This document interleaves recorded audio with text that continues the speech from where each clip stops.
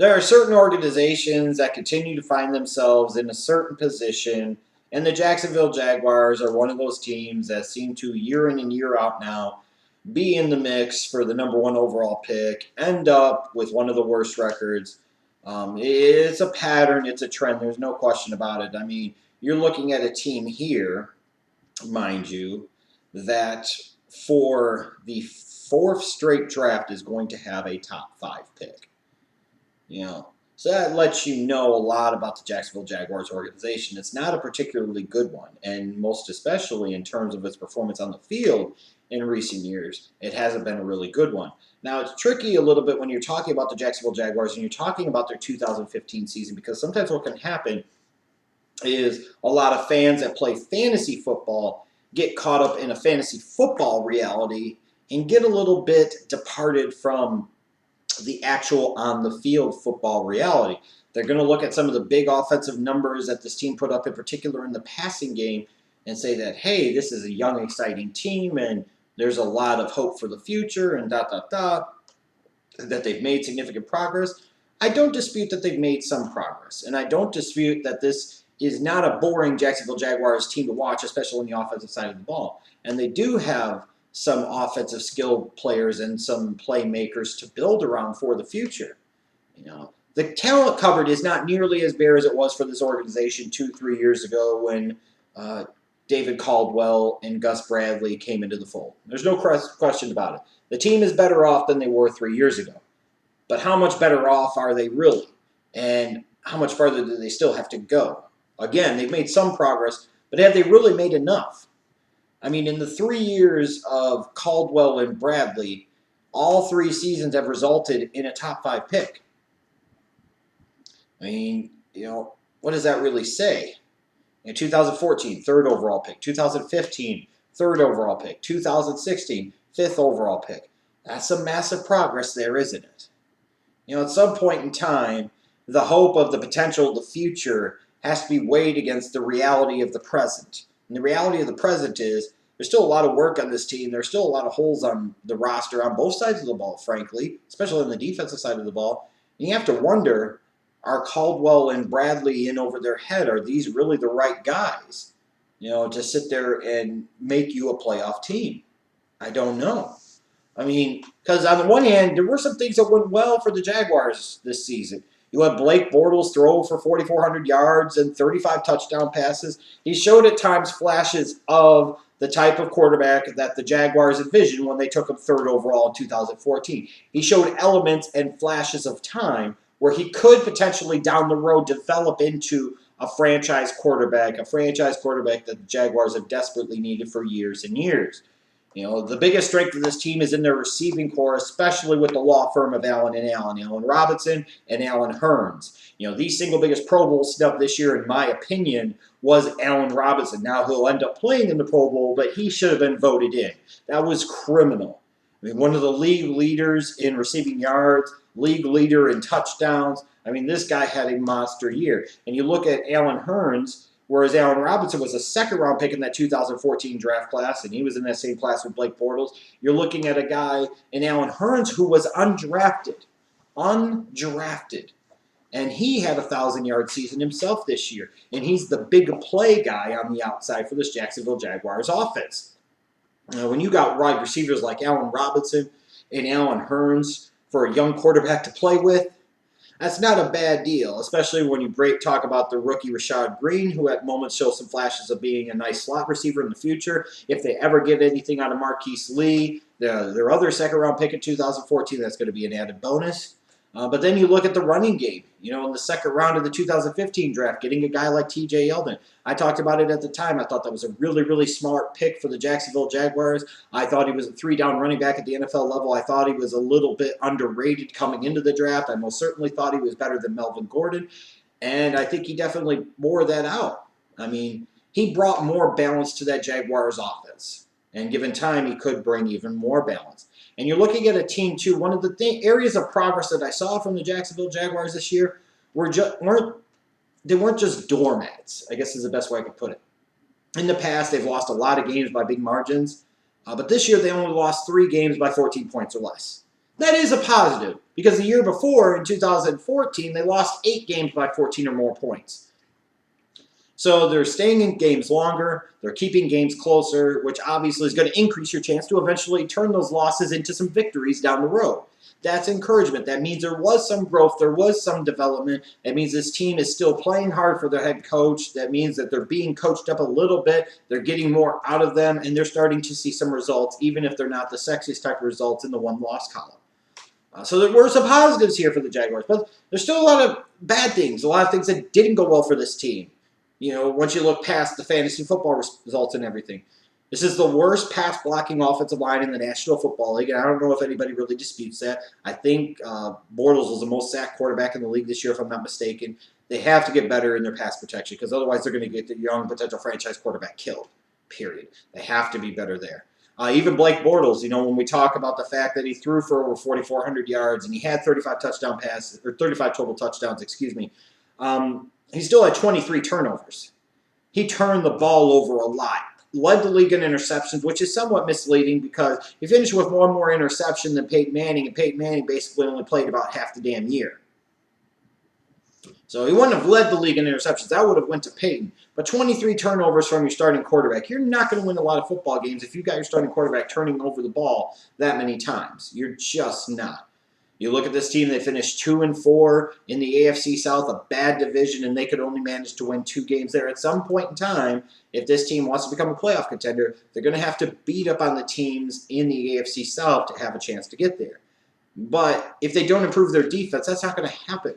You've got a defensive-minded head coach. You've invested some on the defensive side of the ball. Yes, you didn't have your 3rd overall pick, Dante Fowler, this year because he tore his ACL early in the offseason process. I get that. But still, this is a defense that finished 31st in the league of points allowed, 29th in the league against the pass. Only had 9 interceptions on defense, meaning that they weren't creating a lot of big plays. They weren't turning teams over. It's one thing to give up a lot of yards, but at some point in time, you have to be able to stop. And sometimes if you give up a lot of yards, one way to counterbalance that is to force a lot of turnovers. Well, the Jaguars allow a lot of yards, and they don't force a lot of turnovers. So meaning they're going to give up a lot of points. 31st in the league in points allowed. That tells you all you need to know. This is a team with a defensive-minded head coach that came from the Pete Carroll coaching tree, bringing in that Seattle system, and you still haven't seen a lot of results. You see guys like Telvin Smith. Telvin Smith is a stud. I mean, that was a 5th-round pick in 2014. That guy's an absolute stud and a perfect fit at weak side linebacker for that Bradley 4-3 defense.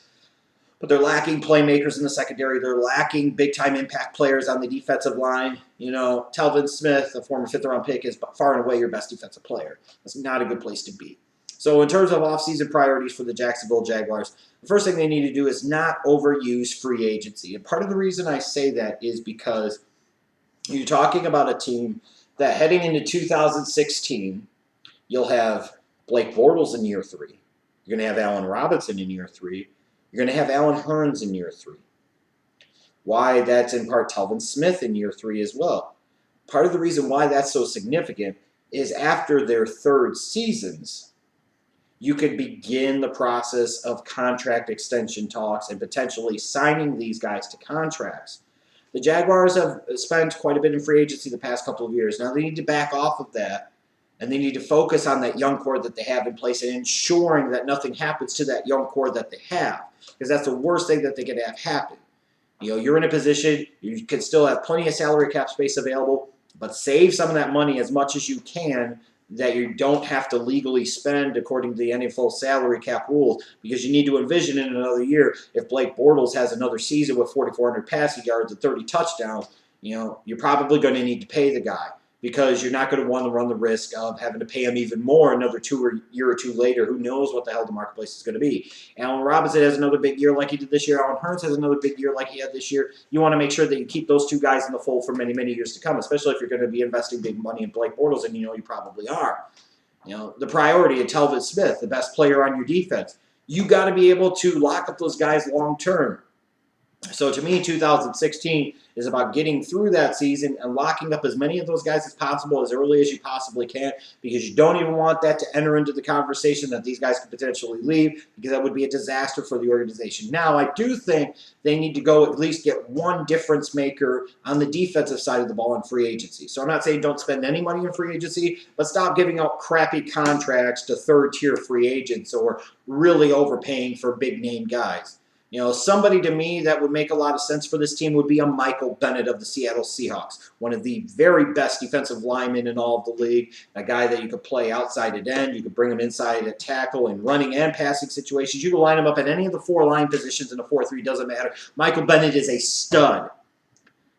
And for a Michael Bennett, who is now going to be age 30, for a Seattle Seahawks team that's going to start running into some potential cap issues, they won't be able to keep absolutely everybody who may want to invest in keeping Russell Okung. Maybe they won't. Either way, they're going to have some important decisions to make at some point in time. Maybe the Jacksonville Jaguars could overpay slightly to bring in a Michael Bennett, but a guy that could really still be a good player for several years and really make a difference on that Jacksonville Jaguars defensive front. You bring in a guy like Michael Bennett with that familiarity of scheme that you know will fit what you're running. That's the first key thing. The next key thing is you're bringing a guy in with some veteran experience, and in particular some championship experience. He knows how to get the job done. Yes, he's a bit of a different cat. Those Bennett brothers are. But that's not necessarily a bad thing. He brings some personality. He brings some flavor. He would bring in his own way some much-needed leadership and experience and championship experience to a Jacksonville Jaguars defense that needs that in order to get over that next hump. It's one thing in the past if they brought in guys like Red Bryant and Chris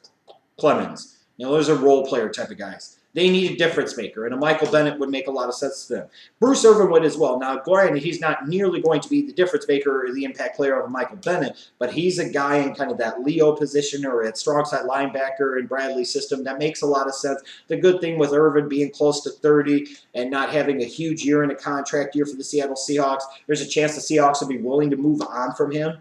There's a chance that the Jacksonville Jaguars could bring him in and not potentially spend a ton of money on him. There's a formula here to me where I could see this team potentially being able to pursue both Michael Bennett and Bruce Irvin in free agency, and that's what I think they need to do. And then I think they need to improve their special teams. I think special teams, especially in the kicking game, was a huge weakness for this team in 2015. If you're going to be a playoff team, you can't have special teams bringing you down. And at times, their kicking game in particular really did this past season. Now, in terms of looking forward to the NFL draft, what are some of the biggest needs? Number one is left tackle. Their defense is not good, and their defense has needs all over the place. I'll give you that. But at the end of the day, they have to get a left tackle because Luke Jokel stinks at left tackle. I don't even know if he's a good NFL right tackle. I don't even know if he's a good guard. I just think he stinks, period. I think a lot of Jaguars fans probably agree with that. Bottom line is the number one priority for this team, if Blake Bortles is going to be your guy long term, you got to be able to protect him. You got to keep him healthy. And you're not going to continue to keep him healthy if you got Luke Jokel being a turnstile at left tackle, period. Now, where the Jaguars are sitting at number 5, you would assume at least one of the top 2 offensive line prospects in this draft, whether it be Tunsil or Stanley, will be gone by that point. And there's a chance that both of them could be gone. But if, well, let's say Ronnie Stanley is there at number 5, the Jaguars have to strongly consider taking him.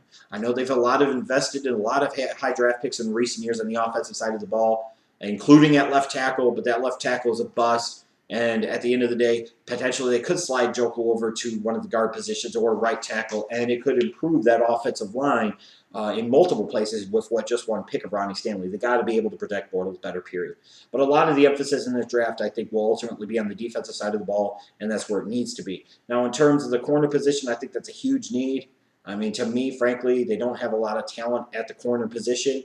At number 5, it's probably a little rich to take any of the corners in this draft. As always, you would like to trade down if you're the Jaguars, but I don't know if they'll have any takers. Safety, I think, is a huge need. You know, Cyprian's an okay player, but he's nothing special. He's not a big difference maker. They need a big difference maker.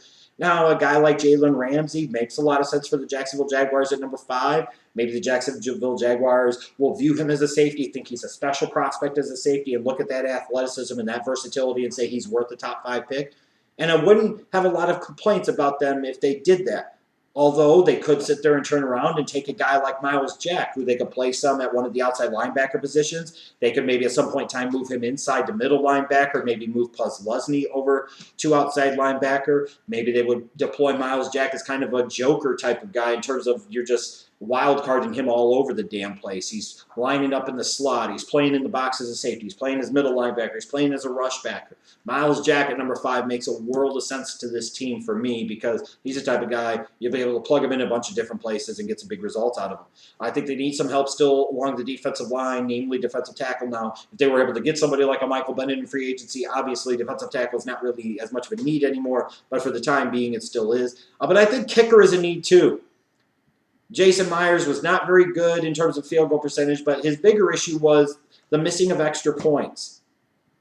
You know, a few years back, the Jaguars got a lot of heat for taking Brian Anger, a punter, in the 3rd round. But this year in this draft, if they took a Roberto Aguayo, the kicker out of Florida State, in the 3rd round, I'm not knocking him. Because I think as time goes along, you're going to see a little bit more of an importance and an emphasis placed on the kicking position in the draft because now the extra point being a 33-yarder as opposed to the easy 19-yard kick it has been for so many years, you know, teams are feeling the punch of that a little bit. You're losing a point a game, sometimes 2 points a game if you're the Jaguars with Jason Myers mixing all those extra points all over the place. You got to have a kicker that you can count on to consistently nail those 33-yarders for extra points. And if you're sitting there in round 3, you're looking at guys that could have an impact and guys that could have the longest term impact. You know, when you're investing in a kicker, that's a guy that could potentially, if it pans out, be a guy that could be a difference maker for you for 10, 15, if not 20 years. Now, I look back years back when the Patriots took Stephen Gostkowski in the 4th round out of Memphis. You know, look at all of these years later. You know, he's widely viewed as one of the best kickers in the league. And he's still got many more years to go. Frankly, it's one of the best draft picks of a lot of good draft picks over the years that the New England Patriots have had during the Belichick era because of the impact that he has on the game, the consistency and the quality of play at the position that he has, and then how much more they still are going to get out of him. If the Jacksonville Jaguars want to be a better team, they've got to get better in the kicking game. Sorry to the Jason Myers fans of the world. But a guy like Roberto Aguayo, again, makes a ton of sense to be in round 3. Round 2, I don't know, but round 3, yes, indeed. 2016 is a pivotal season for the Jacksonville Jaguars because they could take another step next year. But they could kind of tread water and still hover around 4, 5, 6 wins. If they hover around that all year, that means that the program's not going well, and it's time for major changes both at the head coach and general manager position. If this is a team that can make it to 7 wins or 8 wins, and they show some improvements on the defensive side of the ball, and the offense plays even better than it did this year on a more consistent basis, then even though it would be another losing season that would equate this time to probably a top 10 or top 15 pick, you'd have to think at some point in time it's worth demonstrating some patience because maybe you're getting close and maybe you're getting to the point where the promised land is in sight. This is a critically important offseason and consequently a critically important season for this Jacksonville Jaguars organization because it all comes to pass here. Either things get a lot better in a hurry and you're heading on the right path, or they don't and you just basically wasted the past 4 years and you're starting all over again.